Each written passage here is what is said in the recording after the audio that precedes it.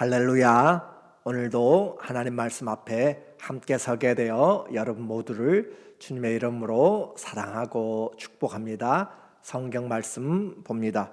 이사야서 61장 1절 주 여호와의 영이 내게 내리셨으니 이는 여호와께서 내게 기름을 부으사 가난한 자에게 아름다운 소식을 전하게 하려 하심이라. 나를 보내사 마음이 상한 자를 고치며 포로된 자에게 자유를, 갇힌 자에게 노임을 선포하며. 아멘. 오늘은 여호와는 구원 67번째로 우리의 희년이란 주제로 말씀을 같이 나누도록 하겠습니다. 하나님께서 이스라엘의 상황을 이사야를 통하여서 미리 말씀합니다. 죄의 싹은 결국 사망으로 이어지게 되는데 주님 앞에서 심판을 받게 되지만 결국 주께서 마음을 돌이키사 그들을 회복시키시고 예루살렘이 모든 열방과 민족들의 예배의 처소가 되도록 하나님께서 회복시키겠다라고 하는 것이에요.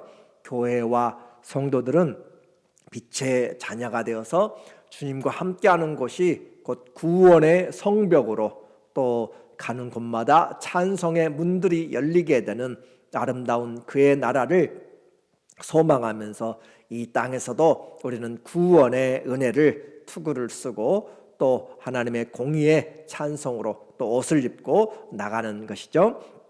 하나님의 영광이 임하게 될 것을 이사야는 지금 이사야 마지막으로 갈수록 계속하여서 메시아의 나라에 대해서 이야기를 하고 있어요.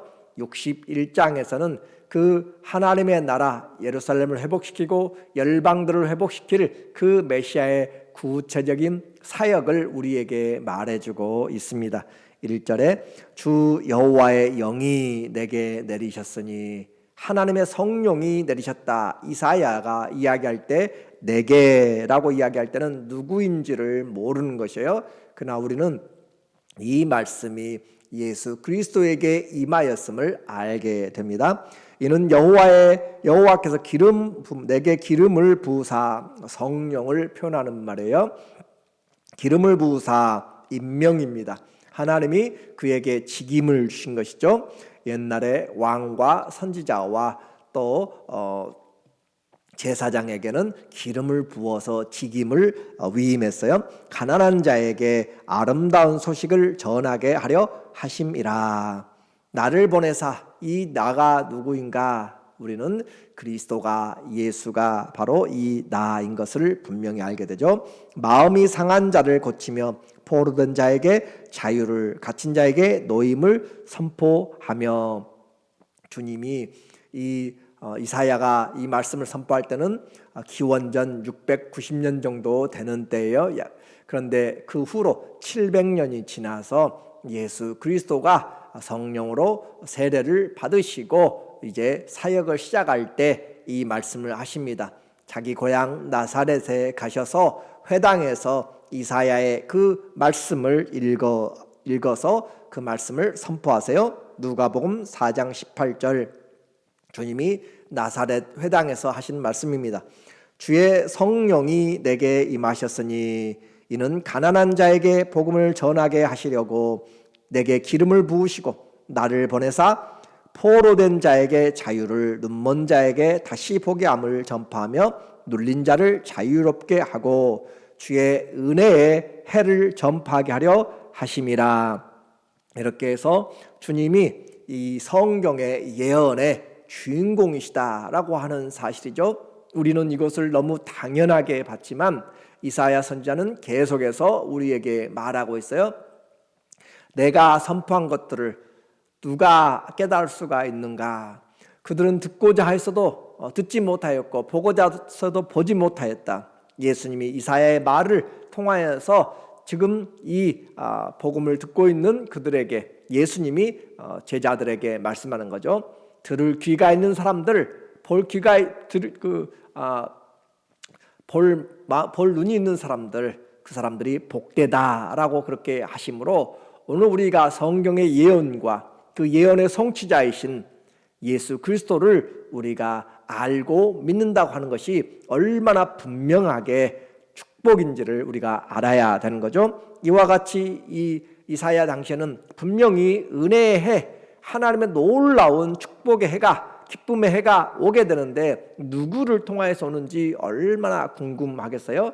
여러분이 대통령 선거를 하게 되면 많은 매스컴에서 또 많은 사람들이 이야기를 합니다. 누가 될 것인가? 여론조사를 합니다. 궁금해요. 그런 것처럼. 그러나 이 역사적인 구원을 이루어 주실 분, 인류의 가장 중요한 이 메시아의 사역을 감당할 분이 누구? 궁금한데 우리는 바로 그 주님을 보고 있다라고 하는 사실이잖아요. 그렇기 때문에 이와 같은 하나님의 은혜를 우리가 바라보는 것이 축복이다라고 표현하고 있는 것이죠. 이처럼 하나님의 말씀이 이제 되었습니다. 하나님 앞에 영광스러운 시간이에요. 주님은 말씀을 따라오셨고 말씀을 성취하십니다. 2절에 보니까 이사야 4장 20절에 책을 덮어 그 맡은 자에게 주시고 앉으시니, 예수님이 그 책 이사야서를 주님이 덮으시고 회당에 있는 자들이 다 주목하여 보더라. 당시에 회당 예배의 모습을 이야기해요. 말씀을 펴서 읽고 그리고 앉아서 말씀을 전하는 것이죠. 이에 예수께서 그들에게 말씀하시되 이 글이 오늘 너희 귀에 응하였느니라 하시니, 이 말씀이 오늘 너희에게 임하였다. 700년 전에 예언한 이사야의 그 기름 부으심이 예수님에게 임하였다. 그들에게는 청천벽력 같은 소리, 또 믿는 자들에게는 너무나 놀라운 복된 유앙겔리온 복음의 소식이었습니다. 희년은 바로 하나님 앞에서 그들이 기쁨의 해, 은혜의 해라라고 이야기해요. 오늘 이사야 61장 2절에 여호와의 은혜의 해와 은혜, 하나님의 은혜가 나타난 해, 우리 하나님의 보복은 나를 선포하여 모든 슬픈 자를 위로하되. 그래서 이사야 시대뿐만 아니라 율법 시대에서 은혜의 해라고 이야기하면 보통 희년을 이야기합니다.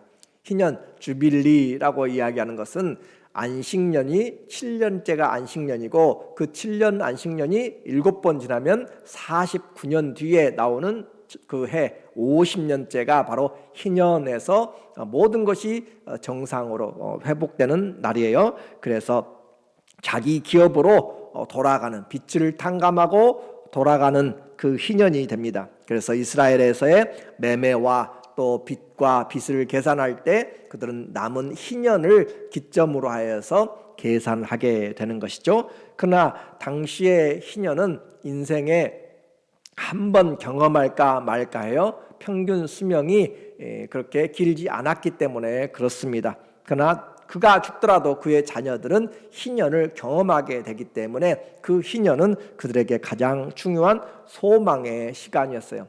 하나님이 인생에 수고하고 무거운 짐진 자들에게 이런 희년의 제도를 통하여서 다시 기업을 얻고 돌아갈 수 있는 그런 제도들을 하나님이 만들어 주심으로 우리에게 예수 그리스도를 통하여서 영원한 기쁨을 주실 것을 미리 우리에게 약속해 주신 것이에요. 메시아의 희년을 기대하게 하신 것입니다. 그래서 때가 참에, 하나님의 때가 참에 동정녀 마리아에게 나게 하시고 여자의 후손에서 나게 하시고 오늘 우리에게 성령으로 세례를 받으시고 주님이 친히 이 말씀이 너희에게 이루어졌다라고 하는 거죠. 복된 소식이 전해졌습니다. 3절, 무릇 시온에서 슬퍼하는 자에게는 화관을 주어 그 죄를 대신하며 기쁨의 기름으로 그 슬픔을 대신하며 찬송으로 그 근심을 대신하고 그들이 의의 나무 곧 여호와께서 심으신 그 영광을 나타낼 자라 일컬음을 받게 하려 하심이라. 주님이 슬퍼하는 자들에게 기쁨으로 관을 씌우세요. 얼마나 놀라운 일이에요. 주님이 우리에게 그 죄를 뒤집어 쓰는 것은 막심한 극심한 슬픔, 탄식을 나타낼 때 그렇게 죄를 머리에 뒤집어 먼지를 머리에 쓰는 것과 같은 것이에요. 그러나 그 죄를 대신해서 기쁨의 기름으로 채우셨다라고 하는 거죠. 우리의 잔이 넘치는 것입니다. 슬픔 대신에 찬송으로 옷을 입고 나갈 수 있도록 주님께서 우리를 새롭게 하시는 그 은혜의 해를 말합니다. 주님의 사역은 우리를 위한 사역입니다. 그래서 주님이 이 영광스러운 희년의 성취를 지금 예수 그리스도로 말미암아 우리에게 가지고 오셨고, 너희 귀에 이 말씀이 응하였다. 그러면 우리는 영적으로 이 희년이 우리에게 매일 되어진 것이에요. 50년마다 이스라엘의 율법에서 이루어졌지만 오늘 예수 그리스도를 영접한 자들에게는 이 희년이 완전하지는 않지만 우리에게 주님이 가져온 그 기쁨, 그래서 주님이 항상 기뻐하라 하시고 감사하게 할 수 있는 이유가, 항상 호흡 있는 자가 찬송할 수 있는 이유가 바로 주님이 우리의 죄와 허물을 영원히 도말하시고 우리를 하나님의 자녀로 세우셔서 하나님의 자녀들로 또 기업을 얻도록 그렇게 완전하게 은혜를 베풀어 주셨기 때문입니다. 중요한 것은 주님을 메시아로, 곧 구세주로, 왕으로 영접하는 자들에게 제한된 속죄가 있는 것처럼 제한된 하나님의 은혜의 해가 선포됩니다. 믿지 않는 자들에게는 그리스도의 그 사역과 믿음이 연합하지 못하므로 그들에게는 관계가 없게 되는 것이에요. 주님은 분명히 선포하시고 초청합니다. 누구든지 목마른 자들은 내게로 오라. 돈 없는 자도 올 것이고 값없이 와서 사 먹되, 값없이 와서 먹되 사 먹으라 이야기하는 것이에요. 우리는 무엇을 주고 사 먹어요? 믿음을 주고 사 먹게 됩니다. 값없이, 그러나 영원히 갈급한 자 와서 자기의 것으로 만들어라. 주님이 주시는 생수, 주님이 주시는 젖, 주님이 주시는 포도주를 우리의 것으로 믿음으로 사서 먹는 자에게 주님이 그들에게 영영한 기쁨을 주십니다. 그래서 믿음으로 사는데 이 믿음조차도 하나님이 주신 선물이라고 그렇게 이야기해요. 에베소서 2장 8절, 너희는 그 은혜에 의하여 믿음으로 말미암아 구원을 받았으니, 하나님의 은혜, 주님이 가져오신 희년, 주님이 가지고 오신 우리의 죄에 속한 하나님의 그 축복을 믿음으로 말미암아 우리가 구원을 받았다. 자, 우리의 구원은 우리의 행위가 아니라, 우리의 공로가 아니라 주님의 은혜입니다. 오직 그라시아, 주님의 은혜로 말미암아서 우리에게 주님께서 구원을 주셨다. 이것은 너희에게서 난 것이 아니요 하나님의 선물이라.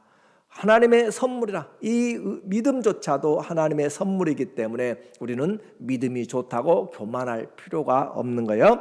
행위에서 난 것이 아니니 이는 누구든지 자랑하지 못하게 하려 함이라. 자랑하지 못한다. 하나님이 주셨다. 우리는 감사만 있을 뿐입니다. 내가 무엇이기에 믿을 수 있게 하셨는지, 배우지 못했어도 믿을 수 있는 것이에요. 많이 배워도 못 믿는 자들이 많이 있습니다. 오늘 우리에게 이 믿음은 하나님이 주신 이 땅에서의 최고의 축복이 바로 믿음입니다.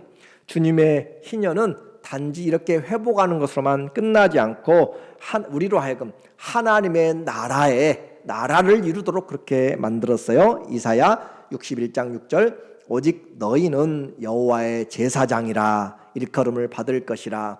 사람들이 너희를 우리 하나님의 봉사자라 할 것이며 너희가 이방 나라들의 재물을 먹으며 그들의 영광을 얻어 자랑할 것이라. 이스라엘에게 1차적으로 이야기하면서 우리는 이제 영적인 이스라엘이에요.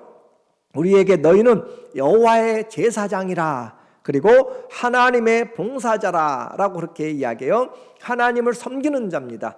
이것은 그대로 베드로전서 2장 9절에서 우리에게 이루어졌죠. 너희는 택하신 족속이요 왕 같은 제사장들이요 그 거룩한 나라여 소유된 백성이니, 우리는 이와 같이 그분의 소유된 자가 되었고 거룩한 나라가 되었고 또 왕인 제사장들이 된 것입니다. 하나님을 섬기는 봉사자들로 오늘 우리는 이 자리에 있게 된 것이에요. 이것이 바로 주님이 예수 그리스도의 그 희년을 우리에게 가져옴으로써 관계를 맺게 하시고, 그리고 우리가 행한 대로 갚아주시되, 씨를 뿌리며 인내하고 고통 가운데서도 충성된 자들에게 주님이, 공의로우신 주님이 갚아주시고 우리에게 영원히 책임지겠다라고 하는 언약을, 영원한 언약을 맺어 주셨어요. 7절 너희가 수치 대신에 보상을 배나 얻으며 능욕 대신에 몫으로 말미암아 즐거워할 것이라. 그리하여 그들의 땅에서 갑절이나 얻고 영원한 기쁨이 있으리라. 자, 슬픔이 날아갔어요. 근심이 사라졌어요. 우리에게는 하나님이 주시는 즐거움과 영광, 영원한 영광이 있고, 무릇 나 여호와는 정의를 사랑하며 불의의 강탈을 미워하며 성실히 그들에게 갚아주고, 성실하게 갚아주시고 그들과 영원한 언약을 맺을 것이라. 주님이 우리에게 가져오신 그 기쁨은 우리로 하여금 끊어지지 않는, 없어지지 않은 영원한 언약을 통하여서 보증한 것입니다. 언약, 새 언약, 주님의 살과 피로 세운 것이기 때문에 아무도 깨뜨릴 수가 없는 것이에요.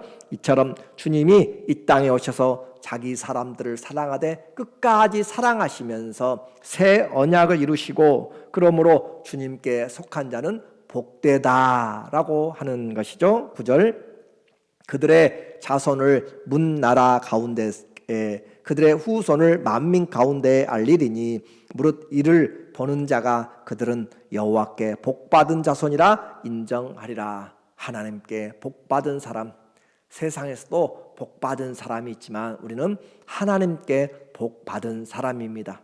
하나님의 복은 세상과 비교할 수 없는 복이에요.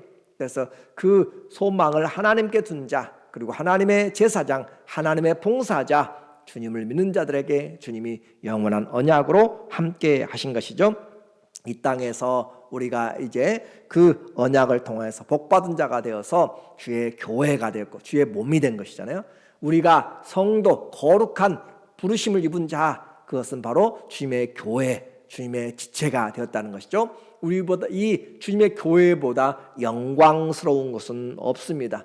주님의 몸이기 때문에 그래요. 주님의 몸보다 더 영광스러운 것이 없는 이 교회가 된 축복, 우리는 여호와의 복받은 자들입니다. 오늘 신앙은 하나님을 믿음으로 우리가 진리의 이 성경 말씀을 믿고 그리스도를 통하여서 하나님이 우리에게 베푸신 그 약속들을 그대로 받아들이는 것입니다. 그래서 그리스도를 믿음으로 이 땅에서 우리가 구원의 옷을 입고 또 찬송의 옷을 입고 사는 것이죠. 곧 다른 말로 이야기하면 그리스도로 옷 입고 사는 것입니다. 그리스도에게 속하였다, 하나님의 자녀가 되었다라고 하는 것이 그리스도로 옷 입는다라고 그렇게 이야기하죠. 그리고 이 땅에서 가장 즐거움의 표현이 바로 결혼이잖아요. 신랑과 신부, 인생 최대의 그날 그 아름다움과 기쁨과 즐거움을